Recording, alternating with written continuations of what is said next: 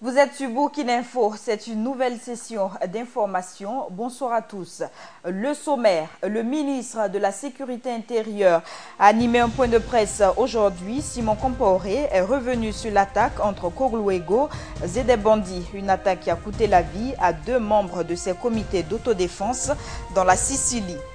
La vie a repris son cours normal ce matin au lendemain des élections municipales. C'est le constat établi par nos reporters. Et les élections municipales ont été marquées par une faible affluence des électeurs dans les bureaux de vote. Dans ce journal, des citoyens tentent d'en expliquer la raison. Bienvenue à ce 20h. L'heure est au bilan du côté de la Convention des organisations de la société civile pour l'observation domestique des élections CODEL. Sur la base des bureaux de vote couverts par ces observateurs, elle note 94% de bureaux de vote ouverts à temps. L'organisation est satisfaite du taux de participation des candidatures féminines au scrutin. La CODEL a également relevé des dysfonctionnements et des insuffisances durant ces élections, suivant ce reportage de Gaël Rodrigue. La Convention des organisations de la société civile pour l'organisation domestique des élections a tenu une conférence de presse le 23 mai 2016. Objectif: faire le point de la mission d'observation des élections à travers les 1056 observateurs déployés sur le territoire national. L'équipe de veille et d'analyse, pilotée par One World UK, ingénieur consulting, opérant dans la chambre technique, ont recueilli et traité des données remontées par les observatrices et observateurs déployés sur le terrain. Ces derniers ont envoyé 22 943 observations en 4 788 messages SMS. Les rapports produits ont permis à la Chambre de décision de se faire une opinion sur le déroulement du scrutin et d'enclencher les actions nécessaires en vue d'apporter rapidement les correctifs idoines en cas de besoin. Des informations ont été ainsi remontées au commissaire de la CENI au niveau central et provincial. Ces derniers ont aussitôt pris les décisions appropriées pour le règlement des dysfonctionnements. Pour tous les cas remontés à la CENI, le mécanisme de suivi au sein de la Situation Room a pu confirmer l'effectivité des corrections. Des constats préliminaires révèlent les motifs de satisfaction sur l'organisation des élections. À cet effet, la CODEL salue surtout la forte participation des femmes à ce scrutin. Le scrutin a enregistré 57 767 candidatures féminines, soit 36,86% de femmes, contre 98 926 hommes, soit 63,13%. De prime abord, on peut se satisfaire de la bonne présence des femmes sur les listes, marquant ainsi le respect du quota de 30% de la présence de l'autre genre, édicté par le code électoral. Cependant, elle a aussi constaté des dysfonctionnements au cours de ces municipalités. Des échauffourées entre électeurs dans la commune de Sapsé, province du BAM, ont été signalés. De même que des blocages, tentatives de blocage dans le village de Karangasso-Sambla, dans la province du Blou. À Dapelgo, le refus par les habitants de la tenue des élections a eu pour résultat une absence des opérations de vote dans 11 bureaux sur les 43 cas de la localité. Pour une meilleure organisation des élections à venir, la CODEL a formulé des recommandations à l'endroit de tous les acteurs de la vie sociale, administrative et politique de notre pays. Et au lendemain des élections municipales, c'est toujours l'attente des résultats provisoires proclamés par la CENI, des résultats qui pourraient être connus au cours de cette soirée. Notre reporter Mahmad Sangaré est actuellement au quartier général de la CENI. Bonsoir Mahmad. Bonsoir. Est-ce que la CENI a commencé à proclamer les résultats? Nous sommes exactement au niveau de la CENI. Les comités de la CENI sont actuellement en concertation. Ils attendent les résultats qui doivent venir des différents bureaux de vote et des communes. Ils attendent toujours ces résultats. Donc, les résultats provisoires ne sont pas prévus pour l'instant. Ça risque de prendre un peu de temps, vu la distance qui a été avec le séjour de la CENI. Donc, actuellement, c'est la presse qui est la CENI.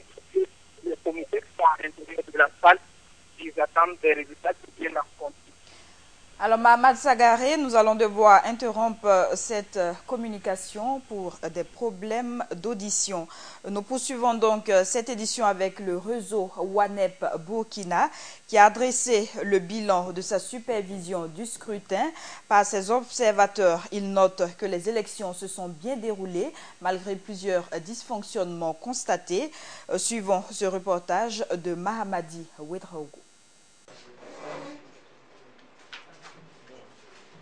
WANEP au Burkina, le réseau ouest-africain d'alerte précoce et de réponse rapide, estime que les élections municipales du 22 mai 2016 se sont bien déroulées en dépit des difficultés d'organisation et de la faible affluence des populations. De la disponibilité et du fonctionnement du matériel technique. Sur ce point, il a été signalé l'absence de matériel dans certains bureaux de vote, comme les ciseaux, des lampes, des enveloppes, le code électoral, la constitution, etc. Des personnels des bureaux de vote. Dans la région du centre-sud, dans la province du Zunduego, dans la commune de Diba, dans le village de Banguesso, l'on a déploré à 8 heures l'absence de la police au bureau de vote numéro 1. Les informations recueillies ont été rendues possibles grâce aux moniteurs déployés sur le terrain par le réseau. Le tout centralisé et coordonné par la cellule de veille électorale mise en place par WANEP au Burkina depuis ses locaux de Ouagadougou.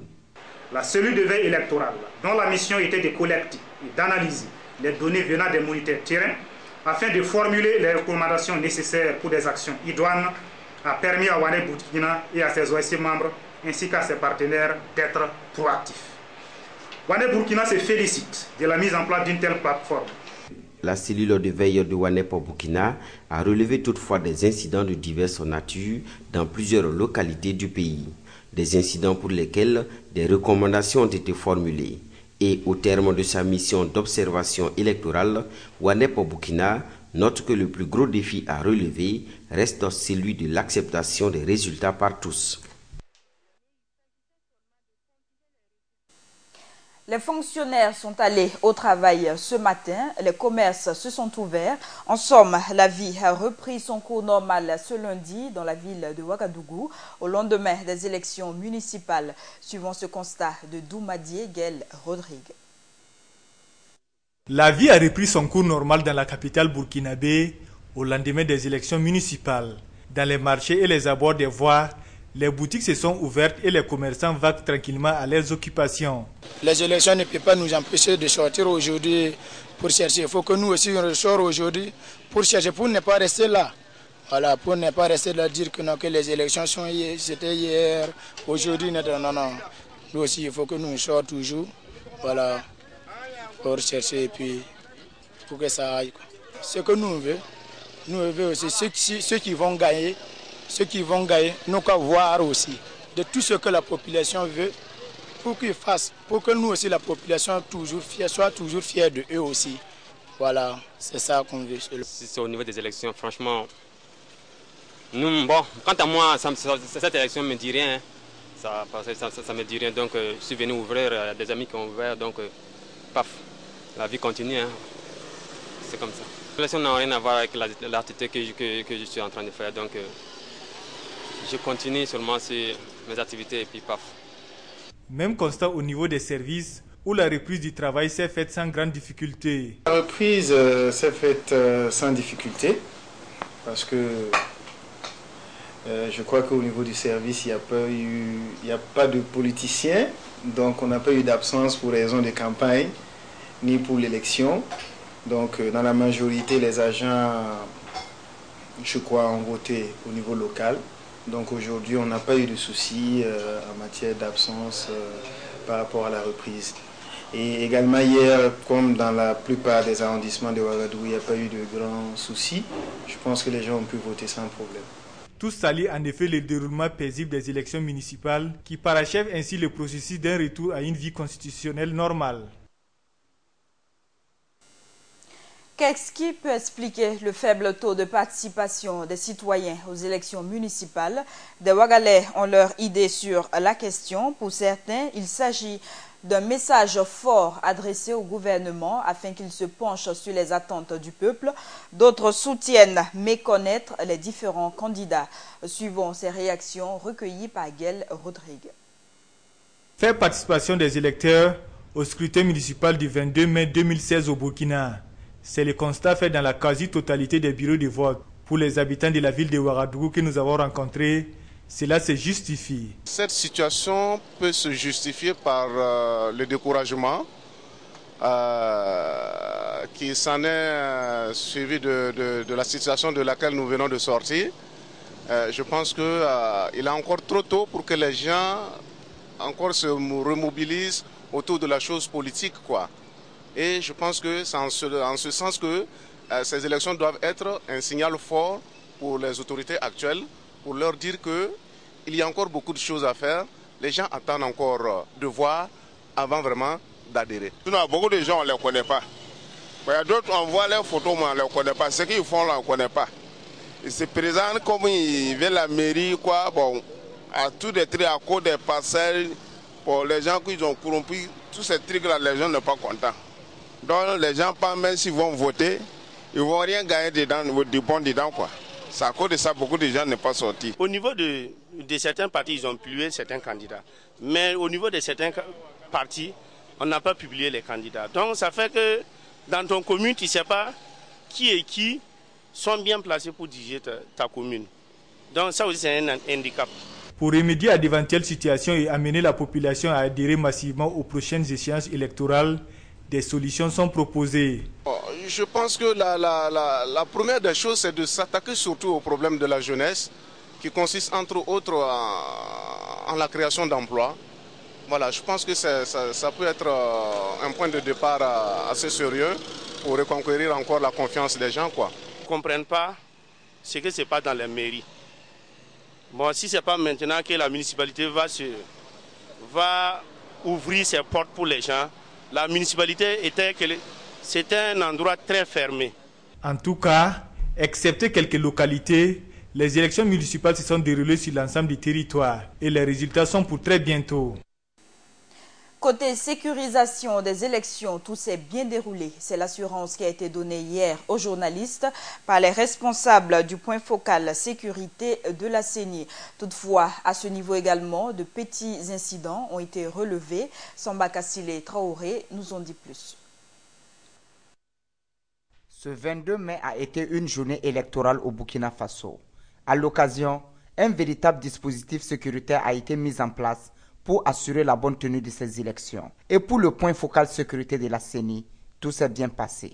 On peut dire de manière globale que tout s'est déroulé normalement côté sécurité des élections, depuis l'ouverture des bureaux de vote à 6 h jusqu'à 18 h, la fermeture des bureaux de vote. Néanmoins, quelques incidents isolés ont été signalés. Au niveau de Dori, on a eu un cas dans le département de Torodi. Il y avait une dispute entre des candidats qui ont amené l'intervention de la sécurité, qui les a sensibilisés. C'était notamment sur l'emplacement d'un bureau de vote. Je crois que tout est rentré dans l'ordre et le vote a pu se dérouler. Au niveau de Waïgouya, on a eu 3 cas d'intervention similaires. Sensibilisation par les forces de sécurité, tout est rentré dans l'ordre, le vote a continué. Et au niveau de SAPC également, on a enregistré un cas d'intervention des forces de l'ordre qui a consisté également à une sensibilisation. Cependant, il est à remarquer que dans certains bureaux de vote, il n'y avait pas de sécurité. Cela s'explique par le fait que le nombre de bureaux de vote dépassait largement celui des forces de l'ordre et de sécurité déployées sur le terrain. Néanmoins, une patrouille assurait la garde de ces lieux. Il faut préciser une chose.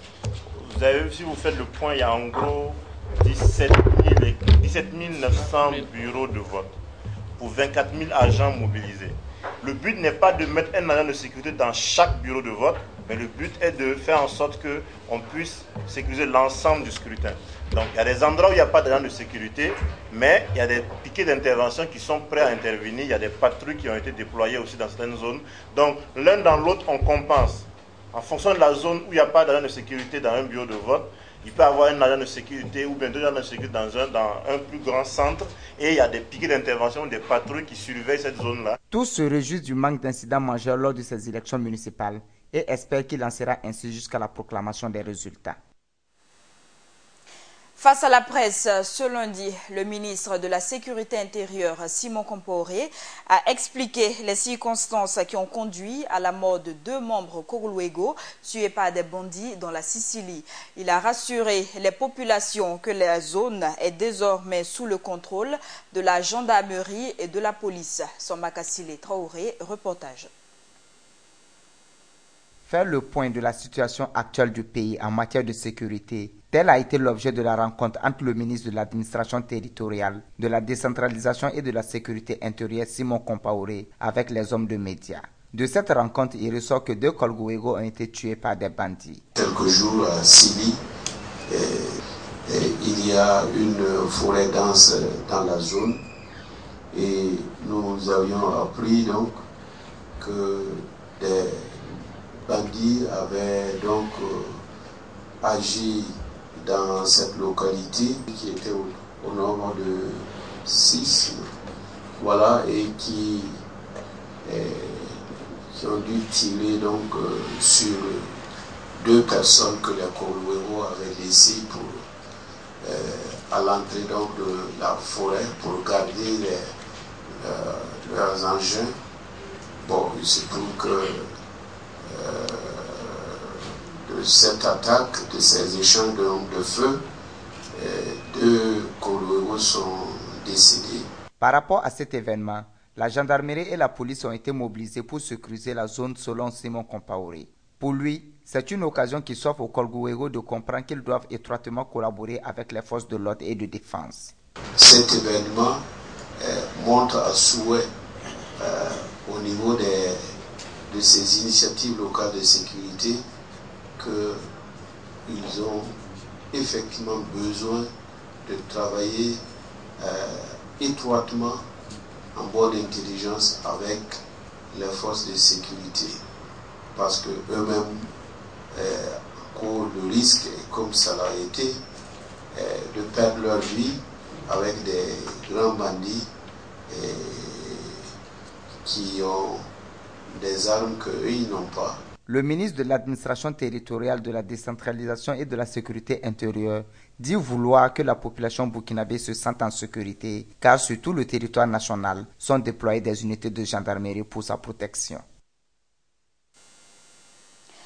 La suite de ce journal, toute personne ou structure détenant des véhicules sortis du parc automobile de la présidence du Faso par la faveur de la fin de la transition sont priées de les déposer au camp CRS basé à Dassasgo dans un délai de 2 semaines. L'appel a été lancé ce 23 mai par le ministre d'État Simon Compaoré. Dans son communiqué, le chef de la sécurité intérieure annonce que passé ce délai, tout véhicule correspondant aux caractéristiques indiquées trouvé entre les mains d'une personne ou dans une structure sera considéré comme frauduleusement soustrait avec toutes les conséquences qui en découleront. Et notons que ce sont 57 véhicules, à majorité des 4x4, qui sont concernés. Un minibus transportant 15 personnes s'est renversé hier entre Fada et Diapangou, faisant 2 blessés. Selon l'AIB, les blessés ont été conduits au CHR de Fadangourma. En croire certains témoins, l'accident aurait été causé par le très mauvais état du bitume et par le blocage de la direction du véhicule. Audience à la présidence. À présent, le président du Faso a reçu ce matin le cercle des chefs d'entreprise du Burkina, composé de patrons d'entreprises privées. Le climat des affaires a été au centre de ces échanges. Kadri Désiré Ouedraogo, l'ancien président de la commission de la CEDEAO, a également été reçu à Kosiam. Le point avec Mahamad Sangari. Le chef des entreprises du Burkina Faso et l'ancien président de la commission de la CEDEAO ont été reçus par le président du Faso. Pour les hommes d'affaires, il s'est agi non seulement de venir parler du climat d'affaires au Burkina Faso avec le président Roch-Marc Christian Kaboré, mais aussi lui faire des propositions relatives au développement du secteur privé. Le climat des affaires au Burkina Faso, comme dans la sous-région, depuis un certain temps, morose. Donc, nous sommes venus discuter, faire des propositions, voir comment est-ce qu'on peut sortir de là. Proposition, entre autres, nous avons proposé donc, une rencontre nationale avec donc, des secteurs privés pour essayer donc, de donner la vision puis orienter pour que les hommes d'affaires puissent se mettre donc, sur le terrain. Quant à l'ancien président de la CEDEAO, il est venu faire le bilan de son passage à la tête de la dite institution. Le bilan, vous savez que l'intégration régionale est un chantier qui n'est jamais fini. Nous avons certainement eu des acquis au cours de ces 4 dernières années, dont le principal est le maintien de la paix, de la stabilité, de la sécurité dans notre région, à travers la gestion des multiples crises que nous avons malheureusement connues, mais également à travers l'enracinement de la démocratie et des principes démocratiques dans notre région. Le principe de liberté, le respect des droits humains ont été donc assurés. La CEDEAO a apporté sa contribution dans ce résultat. Il faut rappeler que Kadri Désiré Ouédraogo a passé 4 années à la tête de la commission de la CEDEAO. Les responsables du PSUT, le programme national d'urgence de la transition, ont dressé ce matin le bilan de la gestion du programme. Il ressort que plusieurs infrastructures ont été achevées, d'autres sont en cours de finition. Le coordonnateur du PSUT, Olivier Sawadogo, a relevé de nombreux manquements dans le financement du programme. Cheikh Omar Bandaogo, reportage. 5 mois après la fin de la transition, les responsables du programme socio-économique d'urgence de la transition PSUT en font un bilan. Et c'est face aux hommes de médias ce 23 mai 2016 que les grands acquis ont été rendus publics. Voici les résultats que nous pouvons vous donner. Il y a 63 complexes scolaires qui sont achevés, soit 186 classes. Et je vous ai donné le recueil de toutes les infrastructures. Il y a 7 complexes scolaires qui sont en cours de finition. Il y a 27 infrastructures sanitaires qui sont achevées. Il y a 26 infrastructures sanitaires qui sont en bonne exécution. Les 56 forages qui étaient inscrits sont entièrement exécutés. Nous avons 3 sites d'amphithéâtre à réaliser, c'est-à-dire 2 amphithéâtres jumelés à Koudougou, ça c'est entièrement terminé. 2 amphithéâtres jumelés à Bobo, ça c'est en cours de finition. Et la technopole de Ouagadougou qui avance assez bien. Nombreux acquis à mettre à l'actif du PSUT, mais aussi des difficultés dans l'exécution du programme. Les difficultés que nous avons rencontrées, les difficultés c'est d'abord la faiblesse de l'enveloppe utilisable pour le financement des entreprises.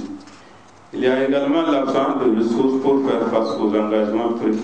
Ensuite, il y a le retard dans le déblocage des financements au profit des jeunes. Cette situation a créé le doute dans l'esprit des bénéficiaires sur la sincérité du programme. Des perspectives sont donc envisagées pour la résolution des différents problèmes rencontrés dans le cadre des financements des projets des jeunes et des femmes. Autre actualité, le ministre de la Jeunesse, de la Formation et de l'Insertion professionnelle du Burkina Faso a pris part du 4 au 6 mai au 5e sommet panafricain des jeunes leaders des Nations Unies pour l'atteinte des objectifs de développement durable au Gabon. En sa qualité de ministre de tutelle du réseau panafricain des jeunes leaders des Nations Unies, Jean-Claude Gouba a réaffirmé la place qu'occupe la jeunesse burkinabé dans la politique nationale de développement du pays. Suivons cet élément. Le siège du réseau panafricain des jeunes leaders des Nations Unies est bien installé à Ouagadougou, la capitale du Burkina Faso. Selon le ministre burkinabé de la Jeunesse, de la Formation et de l'Insertion professionnelle, Jean-Claude Gouba, c'est la preuve que la promotion de la jeunesse occupe une place de choix au pays des hommes intègres. Au niveau du Burkina Faso, la question de la promotion de la jeunesse est au cœur des préoccupations des plus hautes autorités de notre pays. Et depuis fort longtemps, les autorités ont fait un point d'honneur en donnant toute sa place à la jeunesse et surtout la jeunesse combattante africaine. C'est la raison pour laquelle il était tout à fait indiqué pour nous d'abriter ce siège. Dans la foulée, il a tenu à rappeler que la jeunesse africaine doit se battre pour prendre sa place dans le concert des nations. Et les jeunes d'Afrique doivent comprendre que les jeunes doivent se battre eux-mêmes pour arracher les acquis démocratiques, pour arracher véritablement les acquis au niveau de la liberté, parce que la liberté est une chose qui ne se donne pas. La liberté est une chose qui s'arrache de haute lutte. Donc je crois que la jeunesse africaine doit comprendre qu'elle doit se battre pour mériter sa place au niveau de l'environnement politique et au niveau de l'environnement institutionnel. Ce sommet reste pour les gouvernants africains un bon moyen d'accompagner la jeunesse africaine. La région de Tombouctou, au nord du Mali, a été la cible de 2 attaques ce week-end. Selon des sources sécuritaires, des hommes armés arrivés à bord d'au moins 2 véhicules ont attaqué samedi des soldats maliens qui sécurisaient une base logistique d'une entreprise française située sur l'axe Goudam-Tombouctou. Le bilan de cette première attaque fait cas d'un soldat français, d'un soldat malien tué et de 4 autres blessés. Hier dimanche, une autre attaque a eu lieu dans la même zone. Une rencontre historique entre le pape François et le grand imam d'Al-Azhar a eu lieu ce lundi au Vatican. C'est la première fois qu'une telle rencontre se déroule au Vatican. Le pape François a reçu ce lundi le cheikh Ahmed Al-Tayeb, le grand imam de la mosquée d'Al-Azhar, la plus prestigieuse institution de l'islam sunnite. La rencontre marque une nouvelle étape dans la réconciliation après 10 ans de relations tendues entre les 2 institutions religieuses. Et c'est la fin de ce journal. Merci à tous de l'avoir suivi et excellente suite des programmes de Burkina Info.